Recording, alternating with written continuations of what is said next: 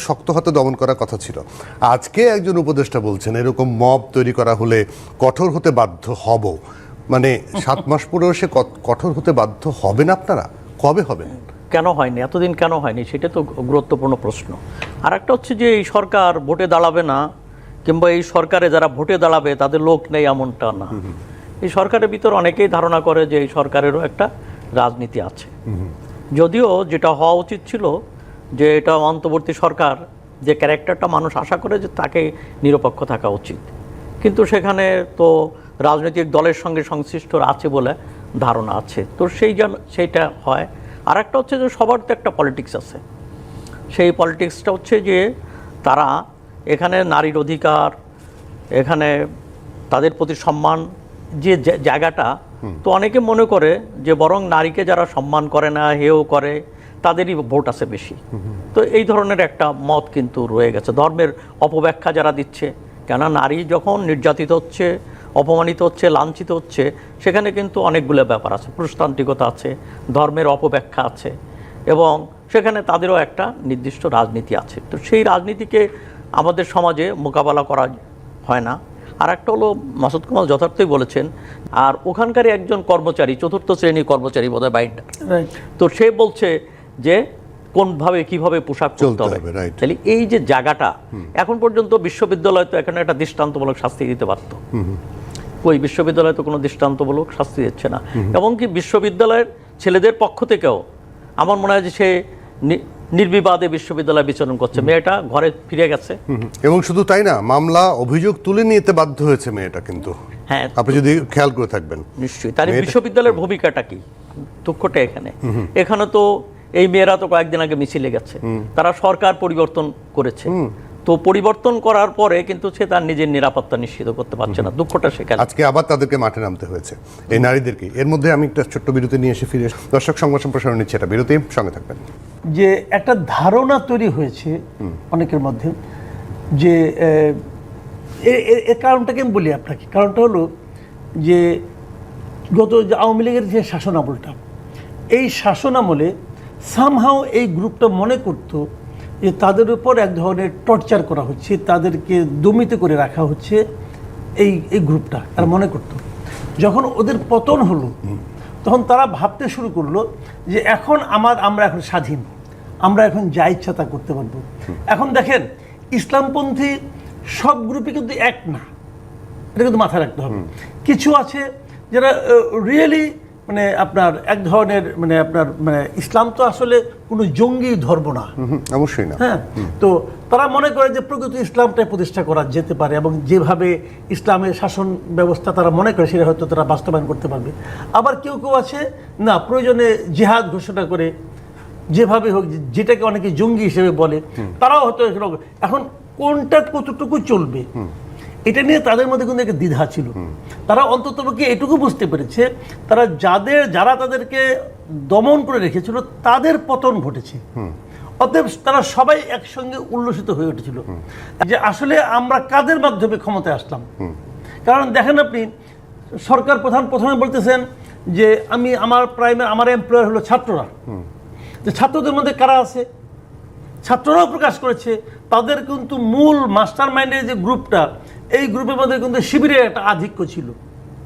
এখনো যারা আছে তারাও কিন্তু অনেকটা ওই ধরনেরই, অনেকে বলা বলি করে, কিন্তু হয় শিবির বলে, নাহলে কাউকে হিজবুত তাহরির বলে, নাহলে কাউকে অন্য এরকম ওই গ্রুপে কিন্তু আছে, কিছুটা প্রভাব এখানে আছে। কিন্তু কাজে সরকার নিজেও কনফিউজ, হয়তো এখনো তারা ওই অবস্থায় আছে। এই যে দোলাচল, এই দোলাচলের সুযোগটা নিয়েছিল এই লোকগুলো, এবং এই লোকগুলোর প্রতি সরকারের মনোভাবটা কি সেটা কিন্তু এখনো আমার কাছে ক্লিয়ার না। এই কারণে ক্লিয়ার না, আমরা কিন্তু দেখলাম এই মবগুলো কারা ক্রিয়েট করে। আপনি ওই মবটা দেখেন, আপনি অন্য যে কোনো মবই দেখেন, যেমন ধরেন আপনার গুলশানে কয়েকদিন একটা বাড়িতে ডাকাতি হলো, মানে জাস্ট মব ক্রিয়েট করে ডাকাতি করা হলো। আচ্ছা, তারা ধরলো কয়জনকে? 3 জনকে। যে উস্কানি কারা দিয়েছে প্রথম, 3 জনকে ধরলো, বাপ বেটা এবং আরেকজনকে। ওকে, এই উস্কানিতে উত্তেজিত হয়ে কারা দরজা ভাঙলো তাদের কাউকে ধরছে? ধরা হয়নি তো।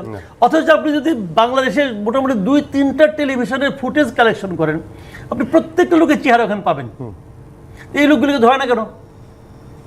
আপনি আমাকে উস্কানি দিলেন, যে সাইদ ভাইকে ধরে আপনি একটা মার দেন, আমি মেরে দিলাম ওনাকে, শাস্তি আপনার হবে।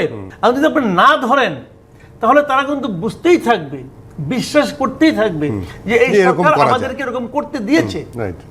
যতক্ষণ পর্যন্ত আপনি ব্যবস্থা নিতে না পারবেন ততক্ষণ পর্যন্ত এই বৈশাখ বৈশাখ তীব্র নিন্দা, ছাড় দেওয়া হবে না, হ্যান করা হবে না, এইগুলি ভাই অর্থহীন কথা। জি। স্বরাষ্ট্র উপদেষ্টা যে সমস্ত কথাবার্তা বলেন এর কোনো অর্থ হয়? উনি রোববার মধ্যরাতে একটা প্রেস কনফারেন্স করলেন, করে বললেন সোমবার থেকে দেখবেন দৃশ্য পাল্টে গেছে। কি পাল্টাইছে? দৃশ্য পাল্টায় নাই, উনিও পাল্টান নাই, উনাকে পাল্টে দেওয়া উচিত ছিল। আমি তো মনে করি যে আপনি দৃশ্য পাল্টানোর কথা বলেছেন, পাল্টাতে পারেন না, অথবা আপনি পাল্টাই যান। তো উনিও তো পাল্টায় না। পাল্টায় নাই মানে কি? উনার নিজের ভেতর থেকে কিন্তু একটু লজ্জা বোধ থাকা উচিত ছিল যে আমি এবার কথা বললাম, আমি তো এটা বাস্তবায়ন করতে পারলাম না। তো লজ্জা পেয়ে উনি হয়তো আত্মসম্মানের দিক থেকে বিবেচনা করে হয়তো রিজাইন করতে পারতেন, উনি তাও করলেন কিন্তু না। সেই দৃশ্য দেখিনি আমরা। আবু সাইদ খান সেই জায়গাটা, ওই যে আমি একটু আগে বললাম যে বিভিন্ন জায়গায় চাপিয়ে দেওয়ার চেষ্টা, যে পোশাক কি পরবে নারীরা, সেটা তো প্রত্যেকের স্বাধীনতা। স্বাধীন দেশে বসবাস করি আমরা, সেখানে তুমি কি পরবা, আমি কি পরবো, বা আমার পোশাক নিয়ে তুমি তো কোনো কথা বলতে পারো না, তোমার পোশাক নিয়ে আমি বলতে পারি না। না, সে তো নিশ্চয়ই পারে না। অর্থাৎ যে কে কোন পোশাক পরবে এটা তার নিজস্ব স্বাধীনতার ব্যাপার। সে স্কার্ট পরবে না হিজাব পরবে এটা তার ব্যাপার। কিংবা কিন্তু অফিস থেকে নোটিশ দিয়ে যে বলা হচ্ছে যে এটা পরে আসো, এটা পারে না, এটা তো তার অধিকারের লঙ্ঘন।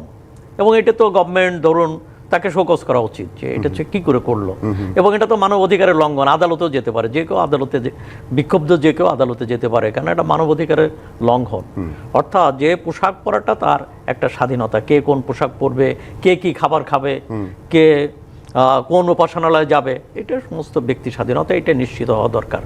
এবং এখানে সমস্যাটা হয়ে গেছে যে এখানে আন্দোলন এবং মপতন্ত্র এক না। তো আন্দোলন আর মপতন্ত্র এটা অনেকে মিলিয়ে ফেলছে।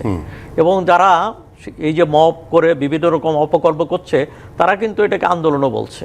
এমনকি অনেক টেলিভিশনে আমি বলতে শুনেছি যে এটা হচ্ছে আগস্ট চেতনার, আগস্ট বিপ্লবের পুনরুত্থান, এখানে চেতনার পুনরুত্থান ঘটছে। তো এই ধরনের বক্তব্য কিন্তু দেওয়া হচ্ছে। অতএব এই জায়গাটা, অর্থাৎ যেখানে 6 মাস আগে যে অভ্যুত্থান হয়েছে, 6 মাস পরে একই ঘটনা ঘটতে পারে না, সেটা আইনের সুস্পষ্ট লঙ্ঘন। এবং সেখানে আইন শৃঙ্খলা রক্ষা বাহিনীর সক্রিয় হওয়া দরকার, কিন্তু সে সক্রিয় হয়নি, কিংবা সে দেখে না দেখার ভান করেছে। নিশ্চয়ই পারে না। অর্থাৎ যে কে কোন পোশাক পরবে এটা তার নিজস্ব স্বাধীনতার ব্যাপার। সে স্কার্ট পরবে না হিজাব পরবে এটা তার ব্যাপার। কিংবা কিন্তু অফিস থেকে নোটিশ দিয়ে যে বলা হচ্ছে যে এটা পরে আসো, এটা পারে না, এটা তো তার অধিকারের লঙ্ঘন।